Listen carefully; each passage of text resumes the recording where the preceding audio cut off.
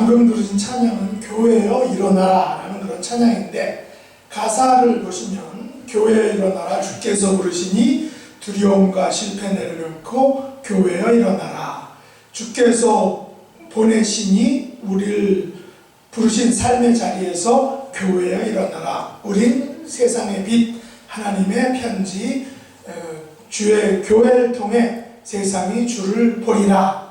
일어나라, 아버지의 사랑으로, 일어나라, 아버지의 능력으로 서로 하나 되어 그 빛을 비추라. 노래하라, 아버지의 사랑을, 노래하라, 아버지의 크심을, 이 삶의 노래로 주님을 나타내라. 그래서 일어나라, 일어나라 하는 반복된 그런 후렴이 있죠. 오늘도 우리는 그 교회에 대해서 하나님의 말씀을 묵상하기 원합니다. 특별히 에베소서가 말하는 교회에 대해서 살펴볼 것입니다. 우리 새생명 선교회가 지금부터 14년 전 2006년 8월에 창립되었죠. 아마 목사님께서도 이 에베소서의 말씀을 가지고 많은 말씀을 나누었을 것입니다. 하지만 이제 교회가 설립된 지 14년이 되었기 때문에 또 말씀을, 에베소서에 대한 말씀을 묵상했다 할지라도 잊어버리겠죠. 잊어버리는 것은 또 자연스러운 것입니다. 그래서 이제 2020년을 기점으로 다시 한번 하나님께서 우리 새생명 선교교회가 어떻게 하나님께서 기뻐하시는 교회하는지에 대해서 이 에베소서의 말씀을 가지고 묵상하기를 원합니다. 오늘은 그 첫 번째 시간인데 성도에 대해서 살펴보겠습니다. 특별히 그리스도 예수 안에 있는 신실한 자들로서의 성도가 무엇인지 한번 살펴보겠습니다. 저를 같이 따라해 주셨으면 좋겠습니다. 성도는 예수 안에 있는 신실한 자들입니다. 성도는 예수 안에 있는 신실한 자들입니다. 맞습니다. 우리 바울 사도는 이 사실을 에베소 그 성도들을 향한 편지에서 오늘 본문에서 보면 이렇게 말했죠. 한번 1절 2절 같이 한번 읽어보겠습니다. 하나님의 뜻으로 말미암아 그리스도 예수의 사도된 바울은 에베소에 있는 성도들과 그리스도 예수 안에 있는 신실한 자들에게 편지하노니, 하나님 우리 아버지와 주 예수 그리스도로부터 은혜와 평강이 너희에게 있을지어다 라고 말합니다.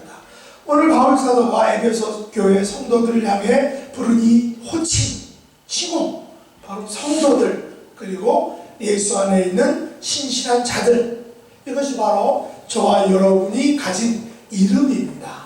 여러분 각기 이름을 가지고 있지만 닉네임으로 성도들 혹은 예수 안에 있는 신실한 자들이란 이름을 더불어 가지고 있습니다. 옆에 분들한테 한번 이렇게 불러주시기 바랍니다. 성도님은 예수 안에 있는 신실한 분입니다.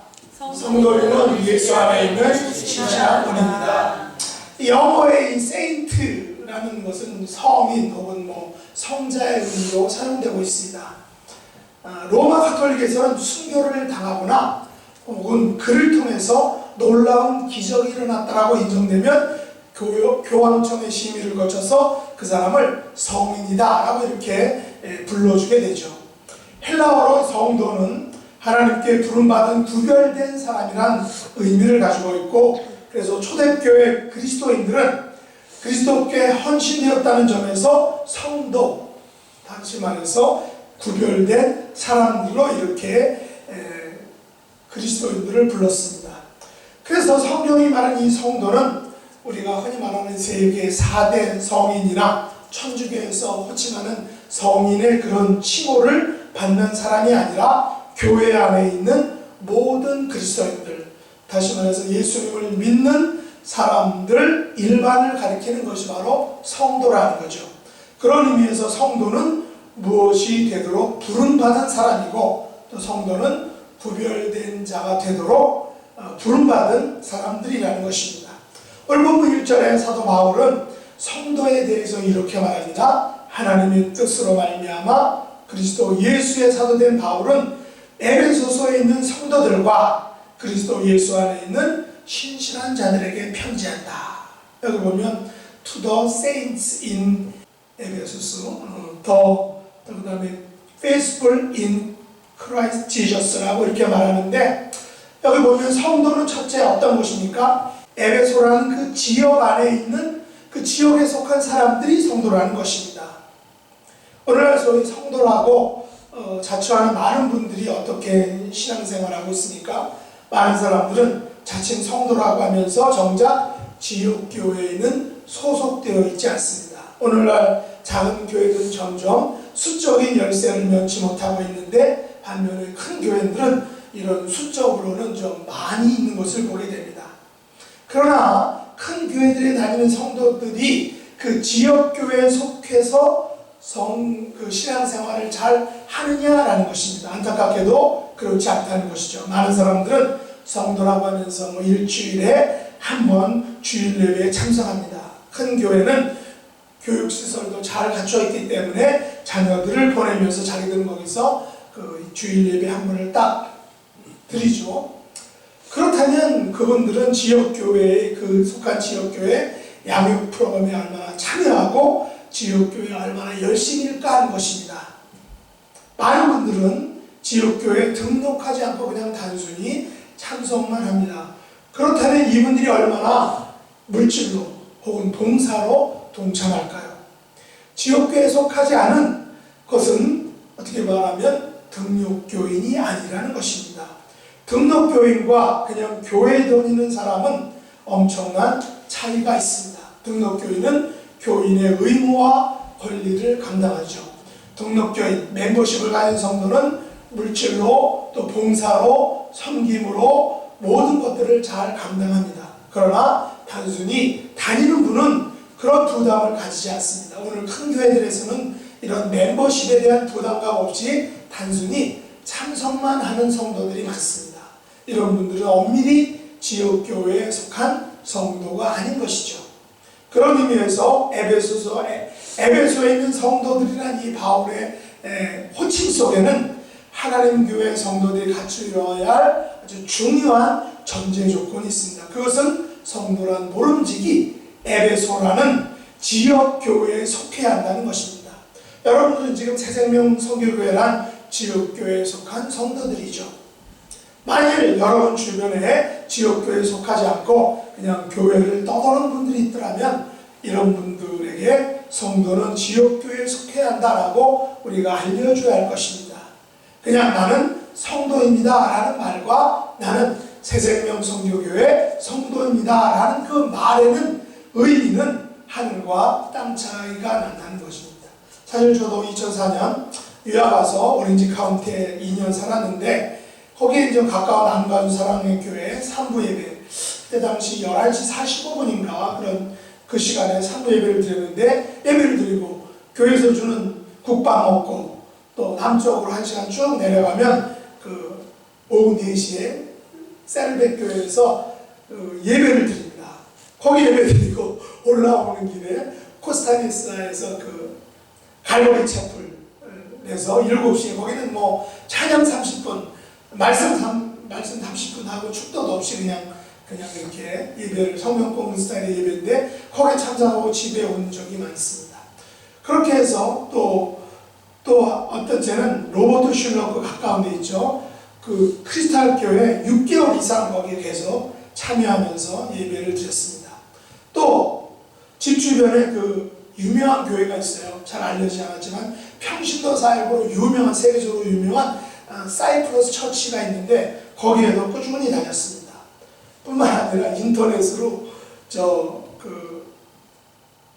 텍사스 쪽에 있는 휴스턴에 있는 뭐 레이크우드 조엘 오스틴이죠. 거기 또 펠로우십 처치, 이 젊은 목사님인데 이분은 아주 뭐 그 설교할 때 보면 그 설교의 그 실물들을 이 무대에다 세팅을 해요. 심지어 뭐 그 스포츠카, 빨간 스포츠카를 여기다 넣고서 그거를 가지고선 설교의 어떤 이용을 합니다. 그다음에 스탑 사인 같은 거를 통해서 우리가 그 설교에 있어서 우리의 삶에 있어서 스탑이라는 그 말이 주는 것을 가지고 하나님의 말씀을 증거하는 아주 영상을 되게 잘 사용하는 분인데, 펠로우십 처치 거기에서 이렇게 인터넷을 통해서 예배를 드립니다.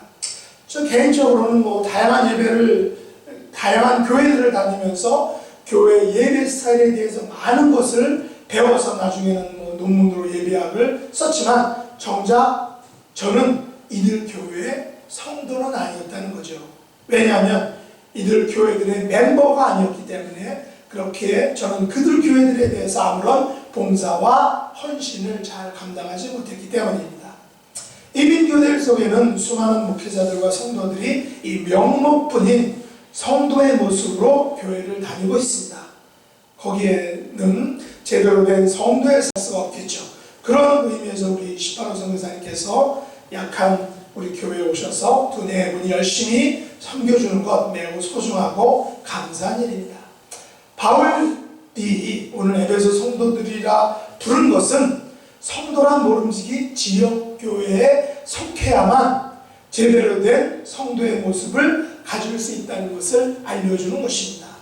이 자리에 계신 새생명 선교회 성도 여러분은 바로 사도 바울이 본문에서 말한 성도란 칭호에 합당한 분들이라는 것입니다. 연약하고 힘들고 부담이 되는 이 지역교회 새생명 선교회를 섬겨주시는 분들에게 저는 바울이 2절에서 했던 그 축복의 기도로 여러분을 축복하려 합니다. 하나님 우리 아버지와 주 예수 그리스도로부터 은혜와 평강이 여러분들에게 넘쳐나기를 축복합니다 라고 이렇게 축복하기 바랍니다. 두 번째, 이 성도라는 의미는 그리스도 예수 안에 있는 신실한 자들이라는 것입니다. 교회에서 가장 중요한 분이 누굴까요? 바로 예수 그리스도시죠. 그래서 교회에 대해서 말하고 있는 이 에베소서에서 가장 중심이 되는 단어는 바로 그리스도 안에서라는 단어입니다. 왜냐하면 이 그리스도 안에서라는 단어가 에베소 1장 1절로 13절까지 해서 무려 10번이나 나옵니다. 오늘 보면 에베소 1장 7절로 10절 말씀 같이 한번 읽어보겠습니다. 중간 부분인데 우리는 그리스도 예수 안에서 그의 은혜의 풍성함을 따라 그의 피로 말미암아 성령 곧 죄사함을 받았느니라. 이는 그가 모든 지혜와 총명을 우리에게 넘치게 하사 그 뜻의 비밀을 우리에게 알리신 것이요 그의 기뻐하심을 따라 그리스도 안에서 때가 참 경륜을 위하여 예정하신 것이니 하늘에 있는 것이나 땅에 있는 것이 다 그리스도 안에서 통일되게 하려 하시리라. 그래서 첫 번에 그리스도 안에서, 또 마지막에 그리스도 안에서 통일되게 하립니다. 그러면서 그리스도 안에서는 강조합니다. 이 짧은 네 구절 안에서 세 번이 나오죠. 그러면 왜 그리스도 안에서라는 단어가 중요할까요? 성도는 그리스도 안에서만 진정한 의미의 성도이기 때문입니다. 교회는 그리스도 안에서 교회의 모습을 가질 수 있기 때문이죠. 여러분, 그리스도가 없는 성도가 있을 수 있겠습니까? 그리스도가 없는 교회가 세상에 존재할 수 있겠습니까? 성도는 그리스도 안에서 성도로서의 의미를 가지게 되고, 교회는 그리스도 안에서 교회로서의 존재 가치를 가지게 되는 것입니다. 그리스도가 없는 성도, 그리스도가 없는 교회는 아무런 의미가 없는 것입니다. 바울 사도는 성도는 그리스도 예수 안에서 신실한 자들이다 라고 말합니다. 여기 더 페이스풀, 신실한 자들, 이 성도는 신실한 자들이라는 거죠. 성도는 신실한 모습을 가지고 있어야 한다는 것입니다. 제가 가지고 있는 성경 중에서 The Amplified Bible이라는 바이블이 있는데 이것은 학대 성경이라고 이렇게 됩니다. 의미를 가지고 있는데 이 faithful이라는 말에 추가해서 loyal 또 steadfast라는 단어를 추가해서 이 faithful, 신실한 성도라는 말을 더 이렇게 확장해서 설명해 주고 있습니다. 다시 말해서 성도라는 신실하고 충성스럽고 변함없는 견고한 사람이 바로 성도라는 것입니다. 이 말을 바꿔 말하면 이런 것이겠죠. 성도는 그리스도 안에 있어야만 신실하고 충성스럽고 변함없는 견고한 사람이 될 수 있다는 것입니다. 그리스도 밖에는 신실함과 충성스러움과 이 견고함이 자주 외출을 할 수 있다는 것입니다. 그 속에 그리스도가 없다면 인간들은 종종 불성실하죠. 그 속에 그리스도가 없다면 인간들은 종종 충성 대신에 한눈을 팝니다. 그 속에 그리스도가 없다면 인간들은 종종 쉽게 변하고 자주 약속과 결정들을 번복합니다. 바꿔버리는 것이죠. 그래서 성도는 그리스도 안에서 살아야 한다는 것입니다. 성도는 그리스도 안에서 생각하고, 성도는 그리스도 안에서 행동하고, 성도는 그리스도 안에서 결정해야 한다는 것입니다. 그리스도 밖에서는 성도됨과 신실함과 충성스러움과 견고함을 절대로 보장받을 수 없다는 것입니다. 그렇다면 여러분은 이 같은 성도의 본분, 신실함과 충성스러움과 견고함을 나타내는 삶을 살고 계십니까? 하나님께서 여러분을 삶을 평가하신다면 신실한 자라고 평가해 주실까 하는 것입니다. 예수님께서 여러분의 생애를 평가하실 때 충성스러운 자라고 말해 주실 수 있느냐라는 것입니다. 그러면 성도가 그리스도 안에서 신실한 자들이라는 말은 우리의 일상 속에서 어떤 의미를 가질까 하는 것입니다. 하나님께서는 저와 여러분에게 이렇게 질문하실 것입니다. 너는 가정에서 신실하였느냐? 너는 교회 생활에 충성을 다했느냐? 너는 직장과 사회생활에서 성도로서의 변함없는 삶을 살았느냐라고 질문하실 것입니다. 성도의 성도됨은 혼자 있을 때에도 중요하지만 더욱 성도됨이 나타나는 곳은 에베소라는 지옥교회, 또 가정이라는 공간, 또 직장이라는 그런 다른 사람들과의 관계 속에서 이 성도라는 말이 의미를 더욱 나타나야 된다는 것입니다. 물론 세상 사람들은 우리들이 성도라는 이유로 우리를 더욱 괴롭힐 수 있습니다. 성도라는 이유로 우리를 얕잡아 볼 수 있습니다. 성도라는 이유로 세상에서 손해보고 욕먹고 또 바보 취급을 당할 수도 있습니다. 그러나 그리스도 밖에서 사는 것보다 그리스도 안에서 사는 것이 더욱 의미가 있는 것은 아닐까요?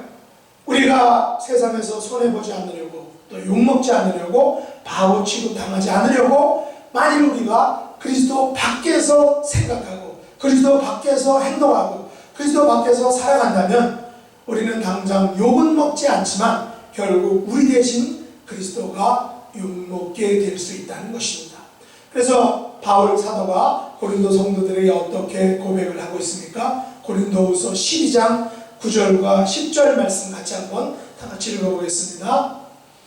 나에게 이르기를 내 은혜가 내게 족하도다. 이는 내 능력이 약한 데서 온전하여 치니라 하신지라. 그러므로 도리어 그게 기뻐함으로 나의 여러 약한 것들에 대하여 자랑하리니 이는 그리스도의 능력이 내게 머물게 하려 하니라. 그러므로 내가 그리스도를 위하여 약한 것들과 능욕과 궁핍과 곤고를 기뻐하노니 이는 내가 약한 그때의 강함이라.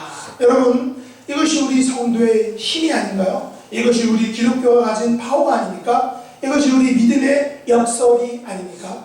물론 세상 사람들은 영악하고 간교해서 때론 내가 보는 앞에서 나의 코를 베어갑니다. 나의 눈을 속입니다. 나의 지갑을 털어갑니다. 그렇다고 성도가 바보가 되라는 말은 아니죠. 우리의 생각과 행동과 목표는 위를 향하고 또 세상에 대해서 정신을 바짝 차려야 할 것입니다. 왜냐하면 사단은 호시탐탐 우리의 이 약함을 통해서 우리를 넘어뜨리려고 하니까요. 그러나 성도인 우리가 그리스도 안에서 살고 있다면 세상의 모든 공력과 또 유혹과 이 핍박은 아무런 위협이 되지 못한다라는 것입니다. 그래서 이런 찬양이 있죠. 제목은 내 안에 사느니. 가사를 한번 보실까요? 가사를 보시면 내 안에 사느니 예수 그리스도니 나의 죽음도 유익함이라. 나의 왕 내 노래 내 생명 또 내 기쁨 나의 힘 나의 검 내 평화 나의 주. 내 안에 사느니 이는 예수 그리스도니 나의 죽음도 유익함이라. 다 같이 이 찬양 한번 같이 한번 불러보죠.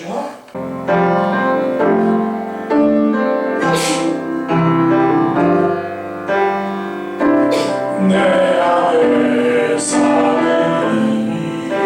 그리스도니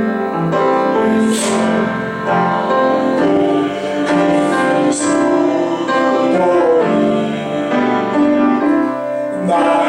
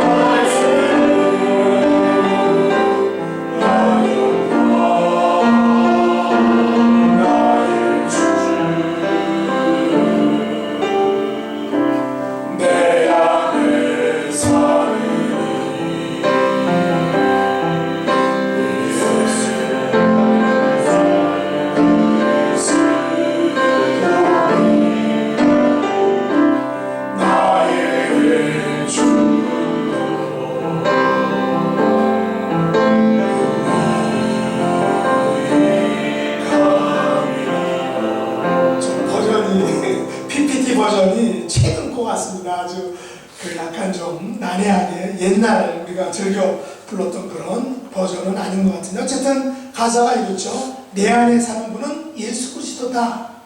그렇기에 그리스도 안에서는 나의 죽음도 유익한 것이다. 영어 가사는 to die to gain. 어떤 것입니까? 죽는 것은 곧 얻는 것이다. 어떻게 보면 죽어야 얻는다는 것이죠. 예수님께서 십자가에서 죽으셔서 우리는 생명을 얻었습니다. 우리도 예수 그리스도에 죽으면 영원한 생명을 얻게 된다는 말이죠. 내 안에 사는 분은 예수 그리스도시기 때문에 나의 왕, 나의 노래, 내 생명, 또 내 기쁨, 나의 힘, 나의 검, 나의 평화, 나의 주라고 이렇게 고백할 수 있다는 것입니다. 이것이 우리 성도들이 가진 힘이죠. 이것이 우리 성도들이 가진 무기입니다. 이것이 우리 신실한 성도들의 능력과 권세, 바로 그리스도께서 나의 힘과 능력과 권세가 된다는 것입니다. 그리스도 안에서만 우리는 이런 힘을 가질 수 있고 무기를 가질 수 있고 권세를 가질 수 있다는 것입니다. 그러면 이런 성도들, 그리스도 안에 있는 이 신실한 자들에게 주시는 하나님의 선물이 무엇일까요? 오늘 본문 2절 말씀 한번 다시 읽어보겠습니다. 하나님 우리 아버지와 주 예수 그리스도로부터 은혜와 평강이 너희에게 있을지어다. 여기서 그레이스 앤 피스라고 말하죠. 성도들, 그리스도 안에서 신실한 자들이 받는 선물은 바로 은혜와 평강입니다. 바울은 이 6장이 전부인 에베소서에서 은혜라는 단어를 무려 12번 사용하고 평강이라는 단어를 8번 사용합니다. 그렇다면 적어도 2장에 한 번꼴로 은혜와 평강을 사용하고 있다는 것이죠. 로마서 1장 7절에서 바울은 이렇게 말했습니다. 로마에서 하나님의 사랑하심을 받고 성도로 부르심을 받은 모든 자에게 하나님 우리 아버지와 주 예수 그리스도로부터 은혜와 평강이 있기를 원하노라. 이 은혜와 평강이라는 단어는 바울과 베드로가 그들의 서신 초반부에 즐겨 사용했던 인사말입니다. 그런데 이것은 전통적인 헬라식 인사말인 은혜와 히브리 인사말인 그 평강이 합쳐진 그런 말입니다. 그러니까 헬라와 히브리가 결합된 인사말이라는 거죠.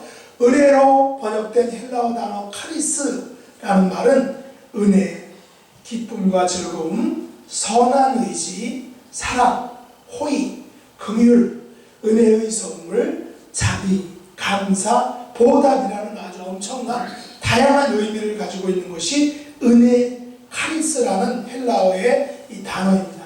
반면 이 히브리 인사인 샬롬은 개인이나 공동체 생활에서 정신적, 육체적, 물질적으로 완전한 이상적인 그런 충족 상태, 정신적으로 충족되고 육체적으로 충족되고 물질적으로 충족된 이 완전한 이상적인 충족 상태를 샬롬이라고 이렇게 말하는데, 하나님께서 값없이 베푸신 은혜는 그리스도의 구속 사역을 통해서 죄악된 인류에게 주신 은총이죠. 그리고 이 샬롬으로서의 평강은 오직 하나님께서만 베푸실 수 있는, 그리고 하나님과 화평한 자들에게만 풍성하게 주어지는 완벽한 행복, 완벽한 보장이라는 것입니다. 이 같은 은혜와 평강은 오직 성부 하나님 아버지로부터 주어지는 축복이다라는 것입니다. 그래서 이 바울과 베드로 사도는 서신의 앞에 부분에서 그렇게 인사를 했지만 마지막 서신의 끝부분에서도 이 은혜와 평강을 축도의 말로 또 다시금 사용한다는 것입니다. 우리 예수님께서도 요한복음 14장 27절에서 이렇게 그 평안에 대해서 우리에게 말씀하셨습니다. 같이 한번 읽어보겠습니다. 평안을 너희에게 끼치노니 곧 나의 평안을 너희에게 주노라. 내가 너희에게 준 것은 세상이 주는 것과 같지 아니하니라. 너희는 마음에 근심하지도 말고 두려워하지도 말라. 예수님이 주시는 평안은 세상이 주는 것과 같지 않다. 또 세상이 이 평안을 줄 수도 없다. 오직 이 하나님께서만이, 예수님께서만이 주는 평안이다. 왜냐하면 이 평안은 하나님과 사람 사이에 이루어진 진정한 화평에서 오는 평안이기 때문입니다. 이 평안은 예수님의 십자가 희생을 통해서만 주어지는 평안이기 때문입니다. 십자가에 달려 죽으심으로 하나님과 인간 사이에 막혔던 담이 무너지고 죄의 길이 활짝 열린 그 평화의 상태, 그것이기 때문입니다. 죄를 범한 길 잃은 자가 다시 하나님과 화해함으로써 임하는 그 마음의 평안, 정말 온전한 완벽한 평안이기 때문이죠. 그렇게 우리는 그리스도께서 내 안에 사신다고 말합니다. 그렇게 그리스도 안에서는 나의 죽음도 유익하다라고 말하는 것입니다. 내 안에 사는 분은 오직 예수 그리스도이기 때문에 예수 그리스도를 나의 왕, 내 노래, 내 생명, 내 기쁨, 나의 힘, 나의 검, 내 평화, 나의 주라고 고백하는 것입니다. 이제 말씀 맺겠습니다. 저와 여러분은 성도들입니다. 그리스도 예수 안에서 신실한 자들입니다. 그리스도 예수 안에서 신실한 자들은 세상 것들로 인해서 두려워하지 않습니다. 왜냐하면 내 안에 사는 분이 예수 그리스도이기 때문이죠. 예수님께서 나의 왕이 되시고 나의 노래가 되시고 나의 생명이 되시고 나의 기쁨이 되시기 때문입니다. 예수님께서 나의 힘이시고 예수님께서 나의 검이시고 나에게 평화를 주신 예수님께서는 완벽한 나의 주님이 되시기 때문입니다. 이것이 저와 여러분이 가진 힘이고 이것이 저와 여러분이 가진 무기고 이것이 저와 여러분이 가진 능력과 권세입니다. 하나님께서는 성도들에게 그리스도 안에서 신실한 자들에게 은혜와 평강을 선물로 주셨습니다. 이 은혜는 예수님 안에서 주신 십자가의 대속의 은혜입니다. 이 평강은 예수님의 십자가를 통해서 주신 하나님과 죄인이었던 나와의 그런 진정한 화해입니다. 하나님 아버지께서 그리스도 안에서 주시는 이 성도의 축복, 예수님 안에 주시는 이 은혜와 평강의 복을 풍성하게 누리시는 저와 여러분 될 수 있기를 예수님의 이름으로 축복합니다. 기도하겠습니다. 하나님 아버지, 저희들을 성도들로 불러주신 것을 감사합니다. 예수님 안에 신실한 자들로 또한 불러주신 것을 감사합니다. 성도로 호칭하기에 합당한 삶을 사는 주님의 충성스러운 성실한 하나님의 백성들로 이 땅을 살아갈 수 있도록 축복해 주시옵소서. 예수님의 이름으로 간절히 기도드립니다.